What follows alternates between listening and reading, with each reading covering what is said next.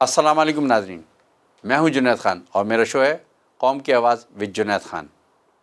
آج اس شو میں جو مہمان ہم نے مدعو کیے ہیں ان کا تعلق ایک ایسے فن سے ہے جس سے آپ اپنے آپ پہ قابو بھی رکھ سکتے ہیں اور آپ کسی اور کو دھو بھی سکتے ہیں اور آپ اپنا سیلف ڈیفینس بھی کر سکتے ہیں۔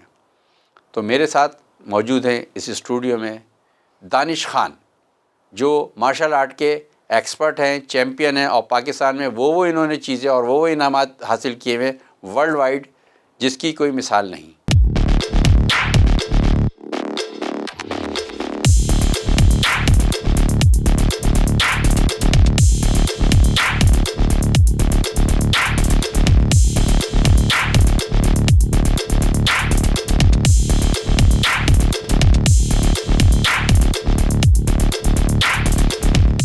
تو آئیے میں آپ سے ان کا تعارف کراتا ہوں۔ دانش خان، السلام علیکم۔ دانش، ہم آپ کو اپنے پروگرام میں ویلکم کرتے ہیں اور چاہیں گے کہ آپ اپنے آرٹ کے بارے میں بتائیں جو کہ مارشل آرٹ کہلاتا ہے۔ یہ کہاں سے آیا، اس فن کی کیا خصوصیات ہیں اور ان سے انسان کو کیا کیا فائدے ہو سکتے ہیں؟ مارشل آرٹ ایک انعام کمبیکٹ ہے جو کہ انسان کی صحت، زندگی اور اس کی تمام ضروریات کو پورا کرتا ہے، اور ساتھ ہی ساتھ مارشل آرٹ ایک بہت قدیم آرٹ ہے جو کہ رومن امپائر سے منسلک کیا جاتا ہے۔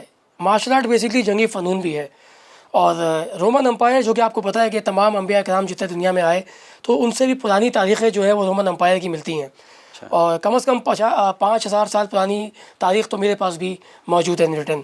تو مارشل آرٹ جو ہے وہ بیسکلی جنگی فنون تھی، جنگ لڑنے کے لیے، بربریت اور ظلم کے لیے ایک استعمال کی جانے والی چیز تھی۔ جب یہ سفر کر کے الگ الگ زمانوں میں آتی رہی تو اس میں بدلاؤ بھی آیا، اور جب یہ صحابہ کرام کے زمانے میں یعنی عرب کے دور میں آئی تو یہ اس طرح بدلی کہ اس میں بربریت اور تکلیف دینا کسی کو، اور جو جنگ کی جو بے اختیاری ایک انسان جو کسی پہ اپنی حکومت کرنا چاہتا ہے وہ معاملہ، وہ عنصر ختم کیا گیا، اور صحابہ کرام نے اس کو ایک بہترین شکل دی۔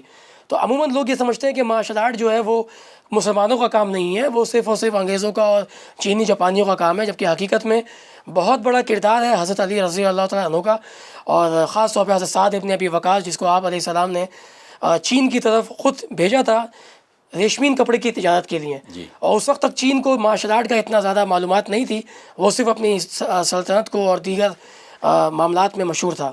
تو جب وہاں جا کے سیکیورٹی کا سب سے پہلا نظام قائم کیا تو حضرت سعد ابن وقاص تھے، اور پہلی توپ بنانے والے بھی حضرت سعد ابن ابی وقاص تھے، اور پھر سلک روڈ کو جو کہ اس کی شاہراہ ریشم جسے کہا جاتا ہے اس کو بھی مینٹین کرنے والے، اس کو صحیح منظم کرنے والے حضرت سعد ابن ابی وقاص تھے۔ دانش، ہم یہ جانتے ہیں کہ آپ جو ہے اس وقت مارشل آرٹ پہ پہلے پاکستانی ہیں جو ریسرچ بھی کر رہے ہیں، تو ہمیں نے ریسرچ کے حوالے سے بتایا، ہم تو اس کو سمجھتے ہیں یہ چینی کھیل ہے، یہ جاپانی کھیل ہے، یہ کورینز کا کھیل ہے، تو یہ کیا آپ نے تو اس پہ ریسرچ کی، آپ ہمیں اس کے بارے میں بتائیں، اپنی ریسرچ کے بارے میں بتائیں۔ دیکھیں، جب اس کو ہم رومن امپائر سے منسلک کرتے ہیں تو اسی مارشل آرٹ کو پینکراشن کے نام سے مشہور کیا گیا ہے، اور جب اس کو ہم یوسف علیہ السلام سے منسلک کرتے ہیں جو کہ آج ان کی کوئی لڑنے کی صلاحیت و طریقت نہیں ملتی آج، کیونکہ زمانہ تبدیل ہو گیا اور وہ اب ایک تلوار کے ڈانس میں تبدیل ہو چکا ہے، تو وہ وہ اس نام سے کیا جاتا تھا مارشل آرٹ۔ یہ حضرت یوسف علیہ السلام کے بعد کے زمانے میں ان سے سیکھے ہوئے لوگوں نے شروع کیا تھا۔ اچھا۔ اور اس کے بعد پھر جب یہ عرب میں آیا تو عرب نے اپنی تاریخ کاغذ پہ نہیں لکھی بلکہ اپنے اعمالوں سے لوگوں کے دلوں پہ لکھ دی۔ تو وہ جو لڑنے کا طریقہ تھا، اگر آج ہم حضرت علی کی بات کریں تو کوئی تلوار باز ان کے سامنے کھڑا نہیں ہو سکتا تھا، حضرت عمر کی بات کریں تو کوئی سامنے کھڑا نہیں ہو سکتا تھا، حضرت خالد بن ولید رضی اللہ عنہ کی بات کریں تو کوئی سامنے کھڑا، یعنی جتنے بھی صحابہ کراموں کے میں نام لے رہا ہوں، کچھ نام میں رہ گئے، ان کے سامنے آج تک کوئی بھی رومن امپائر سے لے کے طاقتور کھڑا نہیں رہ سکا۔ پھر بھی ہم یہ کہتے ہیں کہ چینی، جاپانی، اوکیناون، کورین۔ تو یہ جب سفر کرتا ہوا عرب تک آیا، عرب سے چین تک گیا، تو چین سے منسلک جتنے قریب کے آئلینڈ تھے، جو شہر تھے، ملک تھے، یہ وہاں بھی گیا۔ تو صحابہ کرام کا جو زمانہ ختم ہوا، پھر تبعین آیا، اور پھر جو عباسی سلطنت کا زوال آیا تو اس میں بہت بڑی تبدیلیاں آئیں، اور پھر یہ چینیوں نے جو سیکھا تو اس کو زندہ رکھنے کے لیے ہیو کے نام سے مسلم آج ہی مشہور ہیں، اور نقشبندی سلسلے کے بڑے سخت پیروکار ہیں وہ لوگ، اور وہ آج سے نہیں، وہ صحابہ کرام کے زمانے سے، یعنی حضرت سعد ابن وقاص کے ہاتھ پہ بیعت ہوئے مسلمان تھے، اور شانزے پروونس ہو گیا جہاں پہ ان کا مزار بھی ہے آج، حضرت سعد ابن وقاص کا، چائنا میں۔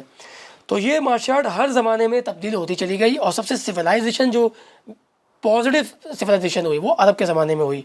چین میں آئی تو یہ چائنیز کنفو کے نام سے مشہور ہو گیا. جب یہ کوریا گئی تو وہاں پہ الگ الگ ناموں سے منسوب ہوا اور آج اس کو انہوں نے بہت ہی لائٹ اسٹائل بنا کے جو ہے نا تائیکوانڈو کے نام سے مشہور کر دیا. اور جب یہ جاپان میں آئی تو پھر یہ کراٹے کے نام سے بھی بہت بعد میں جا کے نام آیا. اس سے پہلے اس کا نام کراٹے جاپان میں کبھی کسی کو پتہ بھی نہیں تھا کہ کراٹے ہوتی کیا ہے. سیکنڈ ورلڈ وار کے بعد جب اوکیناوا نے یہ چیز سیکھی اور چائنیز جس میں نے آپ کو بتایا 36 فیملیز چائنا سے جنگ کی انکاری کرنے کی وجہ سے اوکیناوا آئیں اور وہاں کے امن سے اپنی زندگی گزارنے لگے. تو جاپان جو کہ قریب تھا اور ان کو ڈر تھا کہ یہ جو چینی لوگ قریب آ رہے ہیں ہمارے کہیں ہم پہ حملہ نہ کر دیں, تو انہوں نے ان پر حملہ کر دیا اوکیناوانس کے اوپر اور ان کی نسل کشی کی, بہت نقصان پہنچایا. بہت بڑے بڑے گرینڈ ماسٹرز اس میں جو ہے وہ مرے بھی اور جاپانیوں کو خطرناک ہینڈ کامبیٹ کے اندر ان کو مات بھی ہوئی, جس کی وجہ سے ان کو یہ پتہ چلا کہ ہاتھوں کی بھی کوئی کلا ہے جو اوکیناوا نے بعد میں سیکھی ان لوگوں سے. اور پھر امریکن آرمی نے بہت سپورٹ کیا. سیکنڈ ورلڈ وار آپ دیکھا کہ پورا جاپان اوکیناوا کے اوپر کیپچر کرنے والے بھی, بامبنگ کرنے والے بھی.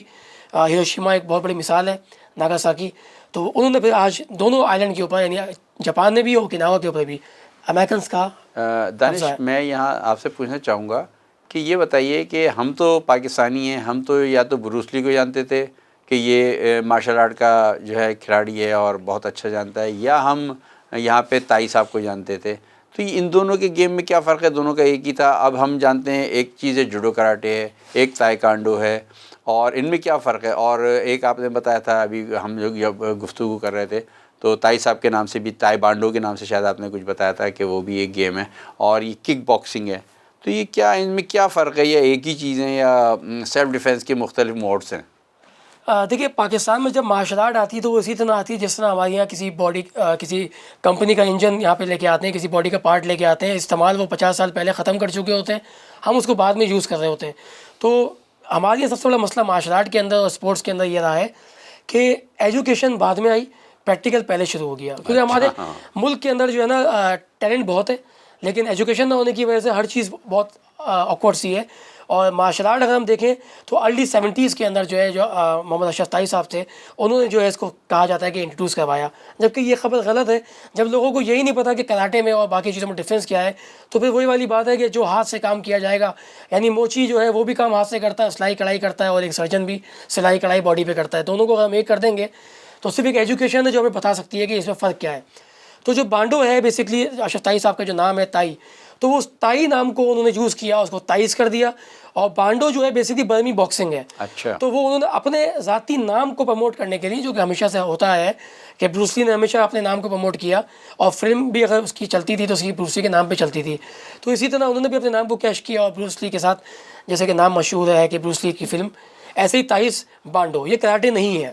بروس لی صاحب کا مشہور ہے کہ ان کو شاید مرڈر کیا گیا تھا, تو کیا یہ بات صحیح ہے یا آپ کی ریسرچ کیا کہتی ہے؟ جی کہ ریسرچ کے اندر تو بالکل الٹ اس کے بارے میں پتہ چلا ہے. ان کی ایک پاؤں چھوٹا بڑا تھا, وہ جب ان کی باڈی زمین پہ کھڑی ہوتی تھی وہ کبھی بھی سیدھا کھڑا ہو نہیں سکتے تھے. اچھا. اسی لیے وہ ہمیشہ آپ دیکھیے گا کہ وہ اپنی فلموں کے اندر فائٹ کرتے ہوئے ایک ٹانگ اوپر نیچے کرتے تھے ہمیشہ. جی. اور ہمارے یہاں جو کہ کاپی پیسٹ والے لوگ ہوتے ہیں جو اڈاپٹ کرتے ہیں لوگوں کو دیکھ کے, فلموں کو دیکھ کے, تو انہوں نے بولا کہ شاید یہ کوئی اسٹائل ہوگا. کہ آپ کا انٹرسٹ کیسے اس میں آیا؟ کیا ہوتا ہی ہے نا کہ کوئی نہ کوئی سیڈ اسٹوری ہوتی ہے پیچھے کسی کے, تو کیا آپ کی ماروار پڑی بچپن میں کہ آپ نے کہا نہیں یار اب میں جو ہے نا یہ سیکھوں گا کراٹے اور ان سے اپنا جو ہے نا بدلہ لوں گا یا ریونج کروں گا؟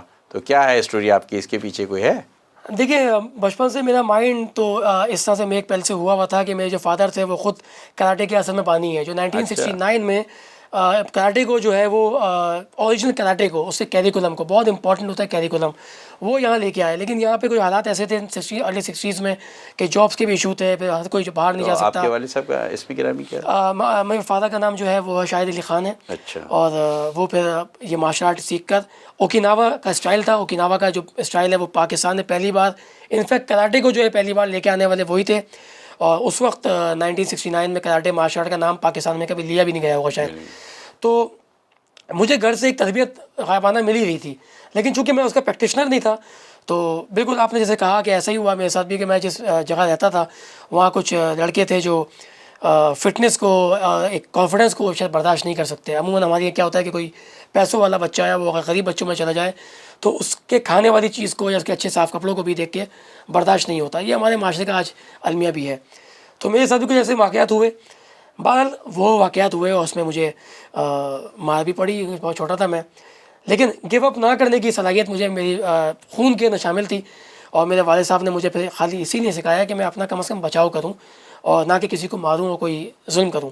تو مارشل آرٹ کیا سکھاتا ہے؟ مثلا سیلف ڈیفینس کے ساتھ ساتھ مثلا اپنے غصے پہ قابو کرنا، اپنے جو ہے نا ایکسپریشنز پہ قابو کرنا، یا اپنی ایموشنز ہیں اس پہ قابو کرنا، کیا سکھاتا ہے مارشل آرٹ؟ مثلا یہ ہر بچے کو یہاں پاکستان میں سیکھنا چاہیے، ہر آدمی کو سیکھنا چاہیے، کیونکہ آج کل آپ نے دیکھا اسنیچنگ ہوتی ہے وغیرہ وغیرہ، ان کے پاس تو بھائی گن ہوتی ہے، تو ہم کیسے ایک پورا، جب تک ہمیں آرٹ نہیں آتا ہوگا تو ہم کسی کو گن والے کو تو نہیں قابو کریں گے، نہ میں کسی کو ایڈوائز کروں گا کہ آپ کو مارشل آرٹ اگر آتا ہے تو اگر کوئی گن والا ہے تو اس کے سامنے کھڑے ہو جائیں آپ۔ جی بالکل، اس میں بہت بڑا کردار ہوتا ہے آپ کے ٹیچر کا، کہ آپ کا ٹیچر کون ہے، جو آپ کو ٹیچ کر رہا ہے، جو آپ کو علم دے رہا ہے، وہ علم کیا دے رہا ہے۔ تو جیسے میں نے آپ کو بتایا کہ یہاں پہ پریکٹیکل جو ہے وہ پہلے ہو جاتا ہے اور اس کی تھیوری بہت بعد میں آتی ہے، تو ہونا یہ چاہیے تھا کہ پہلے تھیوری ہوتی ہے اور پھر پریکٹیکل ہوتا۔ جیسے ہم نے قرآن کو سیکھا، اس کے بعد اس پہ عمل کیا، اور عمل کر کے بھی ہم قرآن کو پڑھ لیتے ہیں۔ لیکن دیکھیں یہاں پہ ایک بہت بڑی مسٹیک جو ہم سے ہسٹری ہم دیکھ لیں اپنی 70 سال پہلے کی، کہ علم کو جو ہے نا وہ بہت غلط طریقے سے پیش کیا گیا ہے۔ سب سے بڑا مسئلہ یہ ہوا ہے، مارشل آرٹ کو جس طرح پیش کیا گیا ہے تو آج ہم مارشل آرٹ کو دیکھتے بھی ویسے ہی ہیں۔ یہ اسپریچول ایجوکیشن ہے باقاعدہ، یہ فزیکل ایجوکیشن ہے باقاعدہ، اور اس کے اندر باڈی پارٹ سے لے کے مسلس کی فارمیشن کے ساتھ ساتھ اس کی ڈیولپمنٹ ایج وائز پوری ایک ترتیب ہے، ایک سلیبس کیریکولم ہے، اور ہر بیلٹ ہر ایج کے حساب سے الگ الگ ہے۔ ہم ابھی آپ نے بیلٹوں کا ذکر کیا، آپ کی قطع کلامی، تو یہ بیلٹ وائٹ بیلٹ سے بلیک بیلٹ تک ہوتی ہے، اتنا تو مجھے پتہ ہے، تو یہ کتنا گیپ ہوتا ہے بیلٹس میں، اور کون کون سے کلر ہوتے ہیں، اور کتنے دن بعد یہ سینئرٹی پہ ملتی ہے بیلٹ، یا اس کا کوئی فزیکل ٹیسٹ ہوتا ہے یا کوئی فائٹ کرائی جاتی ہے پھر یہ بیلٹ ملتی ہے؟ سفید کاغذ کا مطلب کیا ہے؟ White belt. جب وہ سفید کاغذ پہ آپ کچھ لکھتے ہیں تو 19-20 اس میں سیاہی آتی ہے تو وہ یلو ہو جاتی ہے، مزید یلو پہ اور کام ہوتا ہے تو پھر وہ اورنج ہو جاتی ہے، اسی طرح وہ اور ڈارک ہوتی ہے گرین ہو جاتی ہے، اور ڈارک ہوتی ہے بلو ہو جاتی ہے۔ مزید ہماری محنت، ہمارا علم، ہمارا مشاہدہ تمام کمپٹیشنس میں شامل ہوتے ہیں، وہ جب ہوتا رہتا ہے تو اس بنیاد پہ، علمی بنیاد پر آپ کی بیلٹ گریڈنگ ہوتی رہتی ہے، اور ایسے ہی پھر آپ کی جو ہے وہ براؤن بیلٹ بھی آتی ہے، second last belt, then after آپ کی لاسٹ بیلٹ جو ہوتی ہے، جو لاسٹ بیلٹ بیسکلی نہیں ہوتی، ہمارے یہاں اس کو لاسٹ بیلٹ مانا جاتا ہے، وہ ہے بلیک بیلٹ۔ اس میں دانش، آپ تو استاد بھی ہیں اور ٹیچر بھی ہیں، اور آپ یہ آرٹ جو ہے سکھاتے ہیں، تو آپ کے کتنے اسٹوڈنٹ ہیں ابھی تک، اور کب سے آپ نے جو ہے نا شروع کیا تھا سکھانا؟ تقریباً میرا اس فیلڈ کے اندر 35 ایئرس کا ایکسپیرینس ہے میرا ٹوٹل، جس میں میں سیکھتا بھی رہا، سکھاتا بھی رہا، اور تقریباً میں 26-27 سال سے مستقل سکھا رہا ہوں۔ اور پاکستان کے اندر میرے کافی لڑکے جو ہیں وہ ڈپارٹ کے لیے بھی گئے، اور پاکستان نیشنل لیول پہ چیمپئن بنے، اور گولڈ میڈل ہوئے، سلور میڈل بھی ہوئے، اور کافی لوگ میرے ڈپارٹمنٹ کے اندر موجود ہیں آج بھی۔ آرمی کو بیٹ کرنے والے بھی اسٹوڈنٹ میرے رہے، اور مدارس میں اور دیگر جگہوں پہ اتنے اسٹوڈنٹس ہیں کہ مطلب میں شاید ان کو مجھے گننا چاہیے تھا، اور وہ کہتے ہیں نا کہ آم کھاؤ گٹلیاں نہیں گنو، اور میں نے صرف علم پھیلاتا رہا، کبھی یہ گنا ہی نہیں۔ لیکن کم از کم میں کہتا ہوں کہ اگر میں اپنے ایک وربل ایک آئیڈیا لگاؤں تو کم از کم کچھ نہیں تو 70-80 ہزار شاگرد میرے اس پاکستان کے اندر بھی ہیں، اور آپ نے تو ایک پورا بریگیڈ کھڑا کر دیا۔ تو یہ بتائیے گا کہ آپ کیا سجیسٹ کرتے ہیں کہ آپ اسکولوں میں ہمارے جو ہے سلیبس کا ایک پارٹ بنا دیا جائے کہ اس مارشل آرٹ کو ہر اسٹوڈنٹس نے یہ سیکھنا ہے، آپ یہ سجیسٹ کرتے ہیں؟ بالکل، دیکھیں یہ سیلف ڈیفینس فٹنس یہ ہماری لائف کا ایک ایسا پارٹ ہے جو ہماری جو ڈائٹ پلان ہے اس سے بالکل منسلک ہے۔ ہم صرف کھا کر زندہ نہیں رہ سکتے، لیکن ہمیں اگر اپنا ڈائٹ پلان پتہ ہو، ہمیں یہ پتہ ہو کہ ہمیں کتنا تھکنا ہے، کتنا تھکانا ہے، کتنا باڈی یوز کرنا ہے، کتنا اس کو ڈیولپ کرنا ہے، کتنا کھانا ہو، کتنا پینا ہے، کیونکہ انسان پانی سے بنا ہے اور پانی ہی اس کی اصل غذا ہے۔ تو ہمارے کھانا بھی کیا ہے، ہم نے 2 پلیٹ بریانی کھائی تو ہم کہتے ہیں بہت اچھی غذا لے لی ہم نے، زیادہ کھانا بھی کوئی صحت نہیں ہے۔ تو کھانا کیا ہے، وہ ڈائٹ پلان پورا اس کی ایک لائف مینجمنٹ ہے پوری۔ یہ ہر بچے کو، ہر بڑے کو پتہ ہونا چاہیے، اسکولوں کے اندر بھی، کالج میں بھی، فورسز میں تو یہ عام ہے۔ دانش، میں نے دیکھے جیسے پہلوان ہوتے ہیں ان کی باڈی بہت مثلا فیٹ ہوتی ہے اور تگڑے ہوتے ہیں، اور میں نے زیادہ تر اپنے جو مارشل آرٹ کے لوگوں کو ان کو ایسی باڈی بناتے ہوئے نہیں دیکھا۔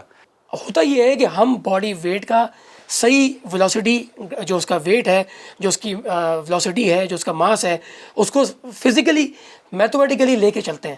ایسا نہیں ہے کہ میں نے یہ کہہ دیا کہ میں کراٹے والا ہوں، میں مارشل آرٹسٹ ہوں، تو میں نے کہا آپ تو دنیا کا جو بھی آ جائے گا وہ مجھے ہرا نہیں سکتا، میں ہرا دوں گا۔ نہیں، کبھی بھی نہیں۔